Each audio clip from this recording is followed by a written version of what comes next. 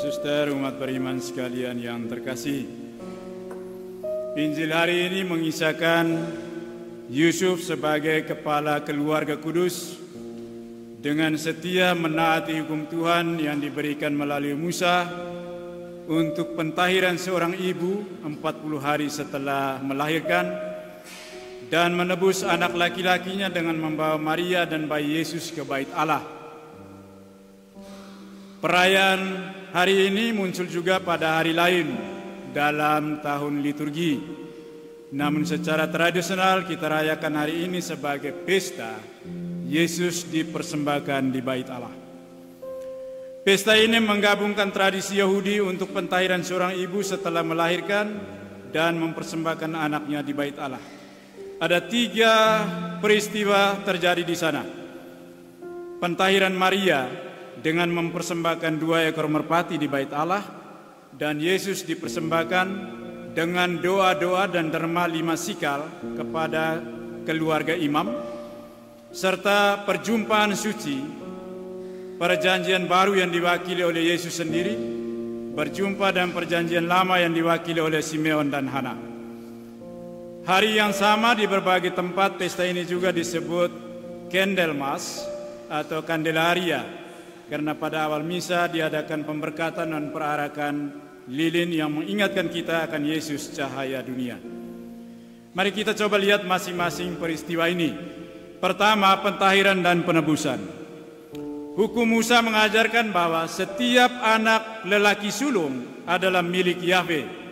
Maka orang tua harus menebusnya dengan membayar 5 sikal perak, sama dengan 15 dinar atau upah kerja 15 hari, dan menyerahkan uang itu kepada imam. Kitab Bilangan bab 18 ayat 15 juga mengatakan bahwa setiap ibu harus ditahirkan setelah melahirkan dengan doa dan mempersembahkan kurban seekor anak domba atau 2 ekor merpati bagi orang miskin di bait Allah. Yusuf menaati hukum ini sebagai ketaatannya kepada Yahweh. Kedua, perjumpaan dengan Simeon dan Hana. Didorong oleh Roh Kudus, Simeon yang saleh dan penuh Roh Kudus serta Hana yang telah lama menantikan pernyataan keselamatan Allah hadir di bait Allah pada saat Yusuf dan Maria membawa Yesus dan mempersembahkannya kepada Allah. Simeon mengenali bayi Yesus sebagai dia yang diurapi, dan dalam doa dan berkatnya ia bernubuat bahwa Yesus akan menjadi kemuliaan bagi bangsa Israel dan terang bagi bangsa-bangsa. Saat memberkati Maria, ia mengingatkan bahwa anak itu akan ditentukan untuk menjatuhkan atau membangkitkan banyak orang di Israel dan untuk menjadi suatu tanda yang menimbulkan perbantahan, dan bahwa sebilah pedang akan menembus jiwa Maria. Simeon menubuatkan keselamatan seluruh umat manusia yang akan terlaksana oleh Yesus, dan untuk itu sengsara akan dialami dalam perutusannya sebagai Mesias. Saudara-saudari umat beriman sekalian yang terkasih, apa pesan dari perayaan Yesus dipersembahkan di dalam bait Allah ini untuk kita?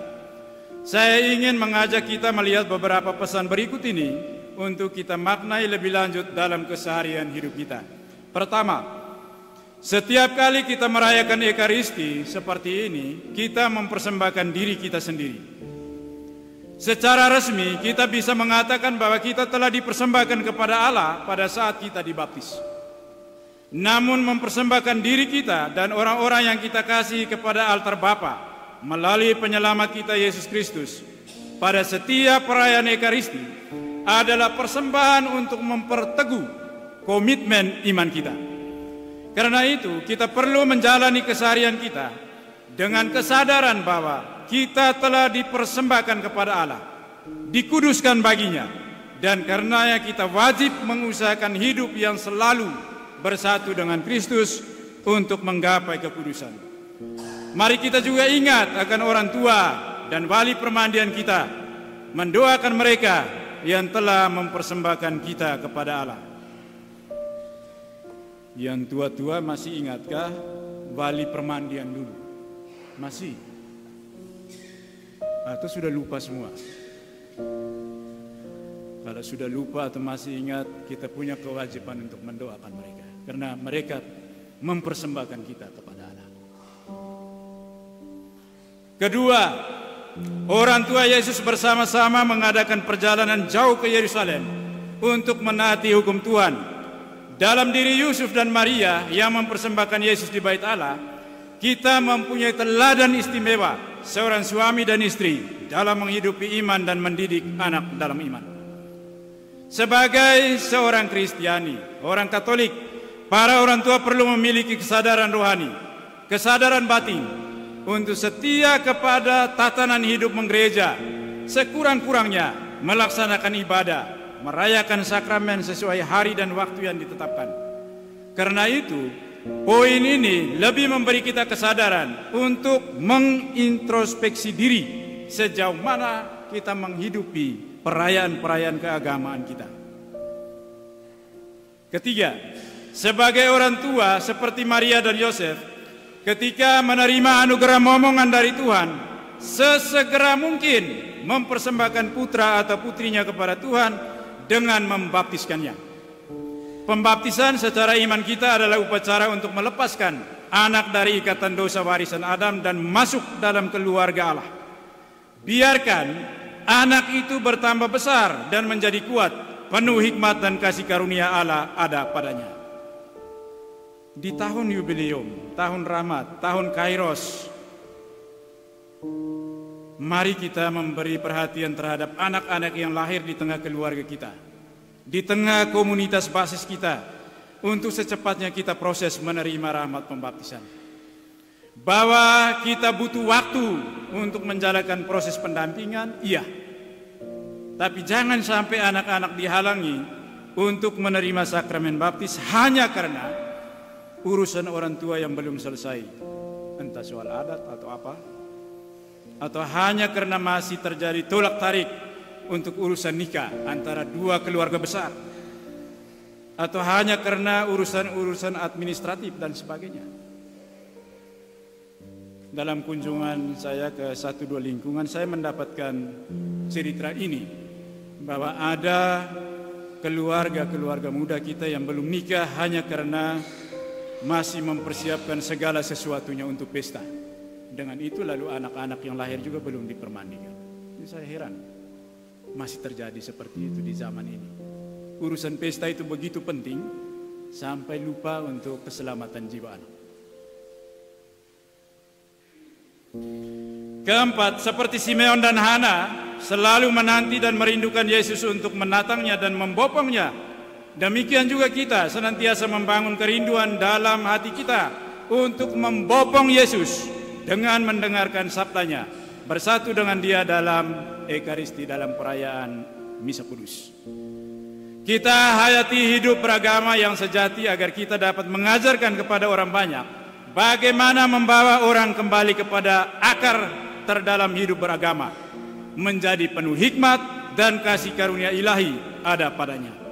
Selayaknya para orang tua pada umumnya, Yusuf sebagaimana Yusuf dan Maria pun sangat mengutamakan pertumbuhan Yesus, tidak hanya melihat fisik agar bertumbuh baik, tetapi juga sisi rohaninya. Santo Lukas dalam Injil tadi mencatat dengan jelas hasil dari merawat Yesus sejak masa kecil itu dengan nilai-nilai yang sangat positif.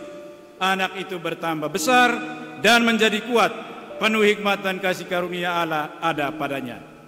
Ini menunjukkan sebuah lukisan yang lengkap, tidak hanya pertumbuhan fisik, tetapi juga bertumbuh dalam pengenalan akan Tuhan.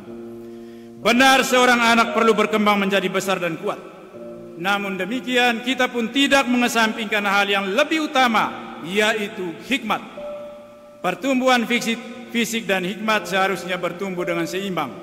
Kiranya didikan yang ditunjukkan Yusuf dan Maria menjadi model keluarga Kristiani di zaman ini.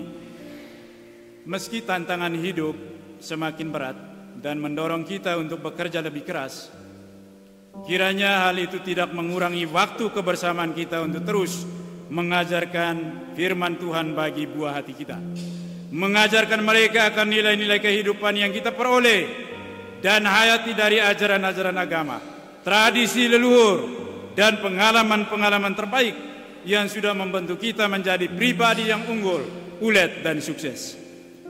Semoga karena hasil didikan kita para orang tua yang baik, melahirkan generasi anak cucu seperti yang dikatakan Santo Lukas, anak itu bertambah besar dan menjadi kuat, penuh hikmat dan kasih karunia Allah ada padanya. Amin.